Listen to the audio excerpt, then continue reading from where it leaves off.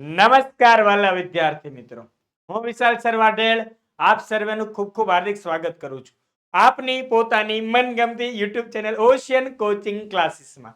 વિદ્યાર્થી મિત્રો, આજે આપણે જોવાનું છે શું તો ધોરણ 7 ની અંદર વિષય ગણિતની અંદર ચેપ્ટર નંબર 9 એટલે કે પરિમિતિ અને ક્ષેત્રફળની અંદર જોઈશું સ્વાધ્યાય 9.2 ના દાખલા નંબર 1 અને 2. સ્વાધ્યાય 9.1 એટલે સમાંતર બાજુ ચતુષ્કોણનું ક્ષેત્રફળ અને ત્રિકોણના ક્ષેત્રફળની વાત. જ્યારે સ્વાધ્યાય 9.2 એટલે શું તો વર્તુળ સંબંધિત બધી બાબતો કે વર્તુળનો પરિઘ, વર્તુળનું ક્ષેત્રફળ, વર્તુળની ત્રિજ્યા, વર્તુળનો વ્યાસ, આવા 4 શબ્દો આવે. એ શબ્દોની સમજ મેળવતા પહેલા વિદ્યાર્થી મિત્રો કહી દઉં કે સ્વાધ્યાય 9.1 ના તમામ વિડીયો મૂકેલા છે રિડ્યુસ સિલેબસ પ્રમાણે. એ તમામની લિંક નીચે ડિસ્ક્રિપ્શનમાં આપને આપેલી છે. આપ તે વિડીયો જોઈ શકો છો, અગાઉના ચેપ્ટર પણ જોઈ શકો છો. આ નવો વિડીયો છે, નવા વિડીયોને લાઈક કરજો, શેર કરજો, કોમેન્ટ કરજો અને ચેનલને સબસ્ક્રાઇબ કરવાનું ભૂલતા નહીં. એ વિદ્યાર્થી મિત્રો આગળ તો સ્વાધ્યાય 9.2 ની શુભ શરૂઆત. પ્રશ્ન 1 એની કરતા પહેલા આપણે વાત કરેલી કે સાહેબ બેઝિક થી શીખવાડવાના બધું. હા સાહેબ શીખવાડો હાલો કે વર્તુળ. વર્તુળ એટલે કોને કહેવાય સાહેબ? બોલો ગોળ હોય ને પંખામાં ઉપર ગોળ, એને વર્તુળ કહેવાય. બરાબર છે, એને ગોળ ન કહેવાય. આપણે દેશી ભાષામાં ગોળ કહેવી, પણ ગોળ નહીં કહેવાનું, વર્તુળ શબ્દ વાપરવાનો. શું વાપરવાનું? વર્તુળ. તમારી પાસે જે રૂપિયાનો સિક્કો હોય એ કેવો હોય? વર્તુળાકાર હોય છે. બરાબર. તો આ રીતે તમારી આસપાસમાં ઘણા બધા એવા વસ્તુઓ છે કે જે તમારી વર્તુળાકાર હોય છે. એ વર્તુળાકાર છે એની અંદર બે બાબત આવશે, એક તો ત્રિજ્યા આવશે ને એક વ્યાસ આવશે. આ ટાઈપનું વર્તુળ છે. ધારો કે આ વર્તુળ છે, આ વર્તુળનું કેન્દ્ર થઈ ગયું. આ વર્તુળનું કેન્દ્રથી લઈને આ જે અંતર હોય એને શું કહેવાય? એને આર એટલે કે એને કહેવાશે ત્રિજ્યા. શું કહેવાશે? ત્રિજ્યા. વર્તુળના ત્રિજ્યાનો ડબલ કરો, ત્રિજ્યાનું શું કરો? ડબલ કરો તેને ડી કહેવાય, ડાયામીટર. એટલે કે એને ઇંગ્લિશમાં ડાયામીટર કહેવાય, ગુજરાતીમાં વ્યાસ કહેવાય. શું કહેવાય? વ્યાસ. તો હવે ત્રિજ્યા અને વ્યાસ વચ્ચે કઈક સંબંધ છે. શું સંબંધ છે? સંબંધ એવો છે કે ડી છે ને, ડી તમારો ત્રિજ્યા કરતા બમણો મળે. એટલે કે વ્યાસ બરાબર 2 ગુણ્યા ત્રિજ્યા. વાક્ય અથવા વિધાનમાં લખવું હોય ને તો લખાય કે વ્યાસ એ ત્રિજ્યા કરતા બમણો હોય છે. વ્યાસ કેવો હોય છે? ત્રિજ્યા કરતા બમણો હોય છે. ક્લિયર? અને એવું ન કહેવું તો એમ લખાય કે ત્રિજ્યા વ્યાસ કરતા અડધી હોય છે. ત્રિજ્યા વ્યાસ કરતા અડધી હોય છે. બસ આવું બધું યાદ રાખજો. ખાલી જગ્યામાં પૂછાય પછી કહેતા નહીં કે સાહેબ નહોતું શીખવાડ્યું. મેં તો શીખવાડ્યું, તમારે યાદ રાખવાનું, પરીક્ષામાં લખવાનું. આગળ જોઈએ. ચાલો આગળ જોઈએ ત્રિકોણની પરિમિતિ. ત્રિકોણની પરિમિતિ વર્તુળ.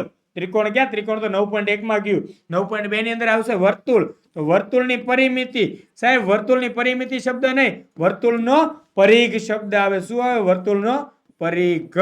તો વર્તુળનો પરિઘ બરાબર સૂત્ર શું લખાશે? 2πr. શું સૂત્ર? 2πr. વર્તુળના પરિઘનું સૂત્ર 2πr. જ્યારે વર્તુળનું ક્ષેત્રફળ, તો વર્તુળના ક્ષેત્રફળનું સૂત્ર શું આવશે? πr square. શું સૂત્ર આવશે? πr square. πr square.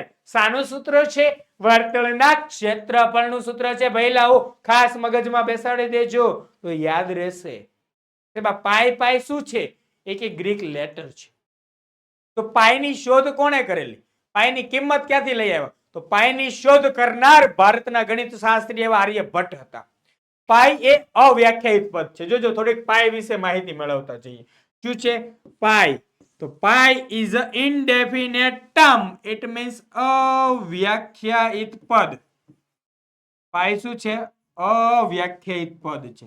એ સિવાય પાઈ શું છે આપણું?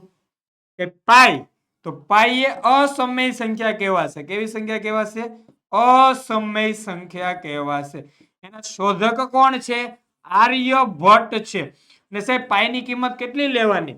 તો પાઈની કિંમત તમારે લેવાની છે વાલા વિદ્યાર્થી મિત્રો, જો કીધી હોય 22/7 તો 22/7, નહીતર 3.14. ને જો કાંઈ નથી કીધું તો પાઈની કિંમત લેવાની 22/7. જ્યારે કંઈ પણ કહેવામાં ન આવે ત્યારે પાઈની કિંમત લેવાની 22/7. ક્લિયર વાત થઈ છે આટલી? ચાલો એ સિવાય છે પાઈની કિંમત લાવ્યા ક્યાંથી? તો પાઈની કિંમત આપણે લઈ આવ્યા છીએ વર્તુળનો પરિઘ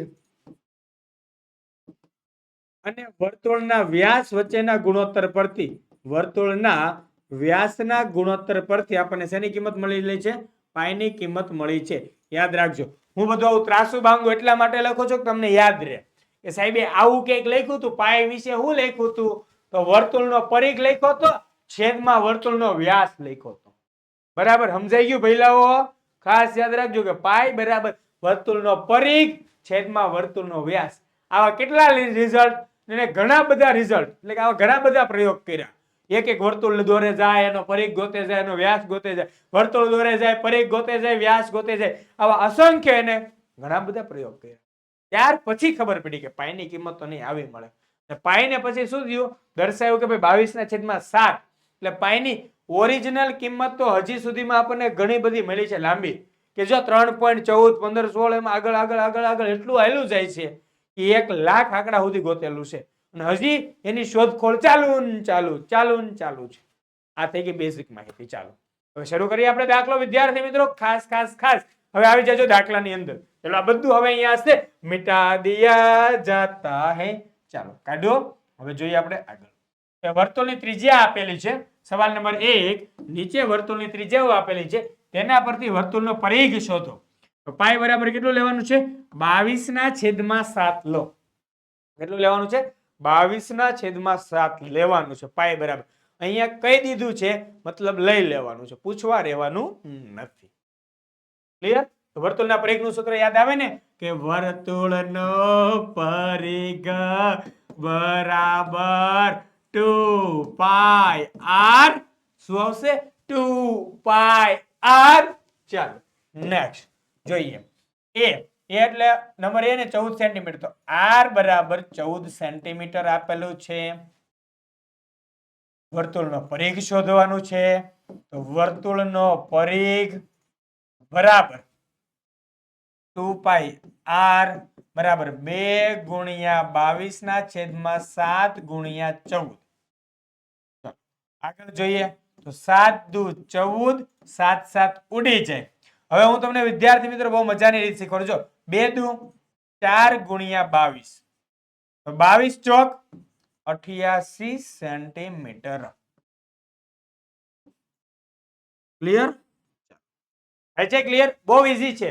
2 દુ 4, 4 ગુણ્યા 22 એટલે 88 સેન્ટીમીટર વર્તુળનો પરિઘ. આ બે સાહેબ ઉભા લીટા કર્યાનો મતલબ શું? તમારે લખવાનું વર્તુળનો પરિઘ બરાબર 88 સેન્ટીમીટર અને પાછળ છેલ્લે લખી દેવાનું જવાબ. ક્લિયર? ચાલો ત્યારબાદ જોઈએ નેક્સ્ટ બી. તો એ પૂછે પ્રશ્ન એક જ છે, સેમ ટુ સેમ પ્રશ્ન છે. અહીંયા ફક્ત આપણે હવે શું કરવાનું છે? ત્રિજ્યા આપેલી, પરિઘ શોધવાનું. પાઈ બરાબર 22/7 લો. આ ત્રિજ્યા કહેવાય. તો r બરાબર 28 મીમી આપ્યું. શું આપ્યું? 28 મીમી. મીમી નો મતલબ થાય મિલીમીટર. હવે ફરી પાછું સૂત્ર મૂકશું. વર્તુળનો પરિઘ બરાબર 2πr બરાબર 2 ગુણ્યા 22/7 ગુણ્યા 28. આગળ જોઈએ. 7 ચોક 28, 7 7 ઉડી જાય. 4 દુ 8 ગુણ્યા 22. ચલો 8 ગુણ્યા 22 ની શોર્ટકટ બતાવજો. 8 ગુણ્યા 22 એને આમ લખાય 8 ગુણ્યા 2 ગુણ્યા 11. 8 દુ 16, 16 ગુણ્યા 11. કોઈ પણ સંખ્યાને 11 સાથે ગુણાકારની શોર્ટકટ 6 એકા 6 ના 6 બેઠા, 6 ને 1 નો સરવાળો 7, 1 ના 1 બેઠા, 176. 11 સાથેની શોર્ટકટ. તો કેટલો જવાબ આવશે અહીંયા? 176 સેન્ટીમીટર. થાય ક્લિયર? ચલો આ મગજમાં બેસાડતા જજો વાલા ભઈલાઓ મિત્રો. ચલો તો વર્તુળનો પરિઘ બરાબર 176 સેન્ટીમીટર. ક્લિયર છે? જવાબ. આગળ જોઈએ. 21 સેન્ટીમીટર ની વાત છે. સેમ દાખલો છે. કાઈ નથી તો લખી દેવાનું કે r બરાબર 21 સેન્ટીમીટર.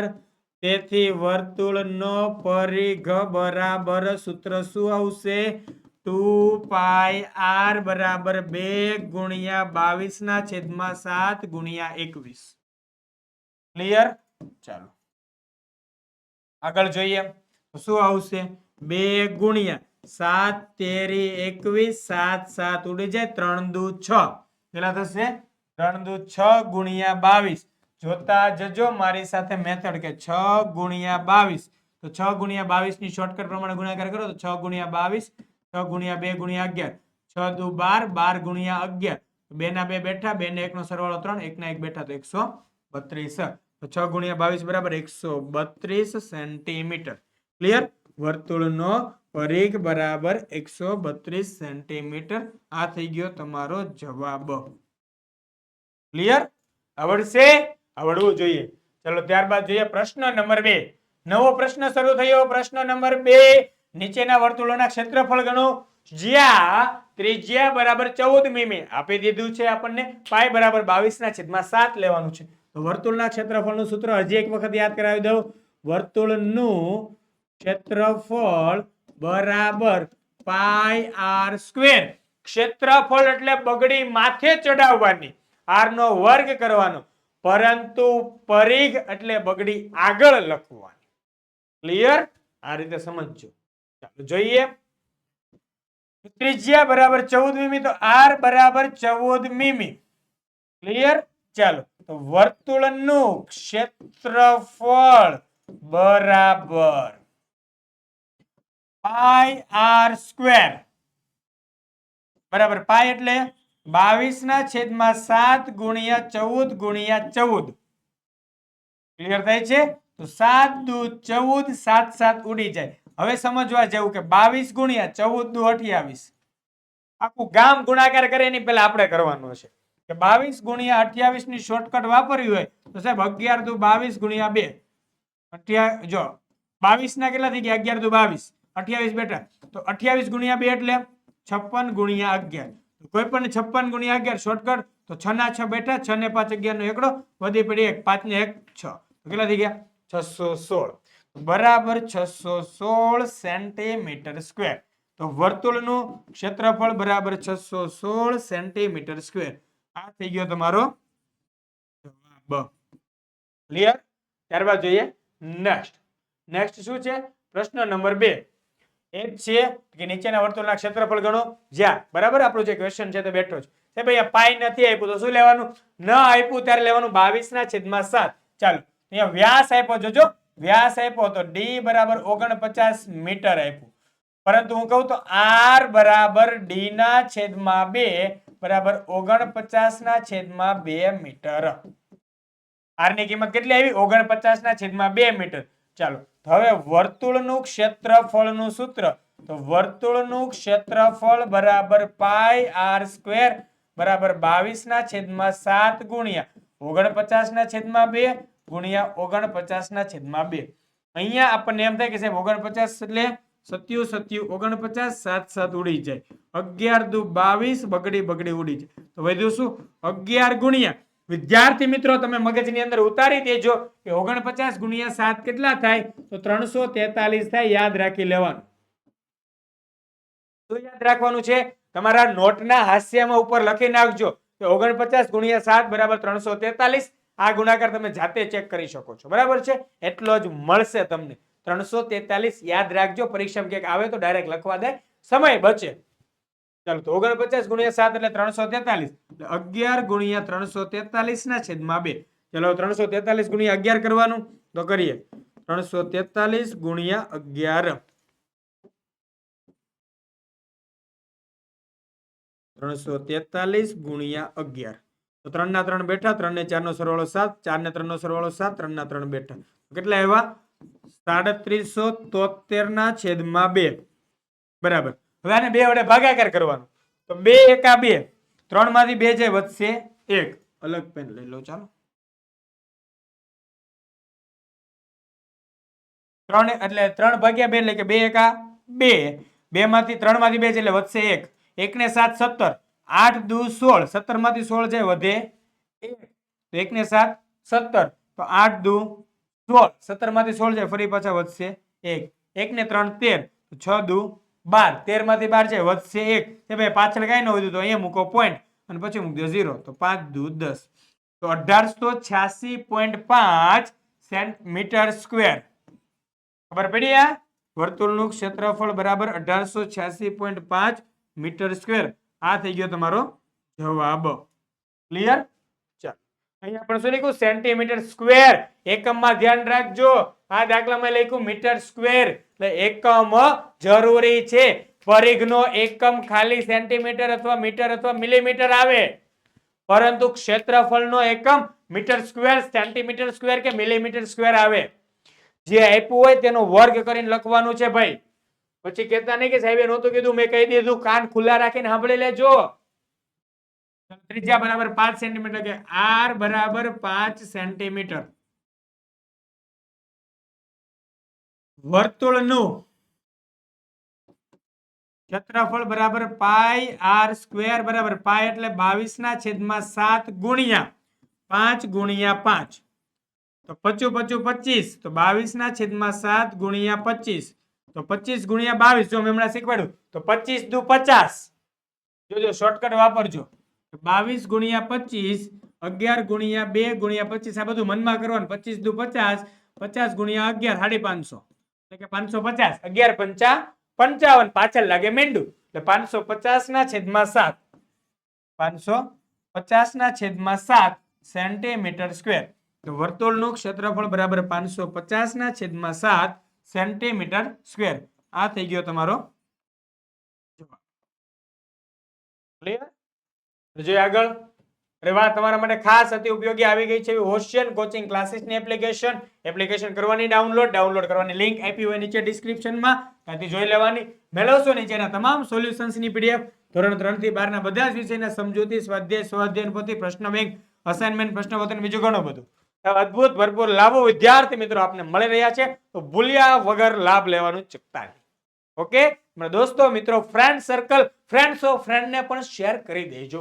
જોઈએ ત્યારબાદ. અરે વાહ, स्वाध्याय 9.2 ना दाखला नंबर 1 અને 2 ની અહીંયા જ સમાપ્તિ થાય છે. फिर मिलेंगे नए वीडियो के साथ स्वाध्याय 9.2 के दूसरे दाखलों के साथ મળेंगे. મળીએ વિદ્યાર્થી મિત્રો, ત્યાં સુધી આપણે રજા લઉં છું. જય હિન્દ, જય ભારત, જય જય ગરવી ગુજરાત.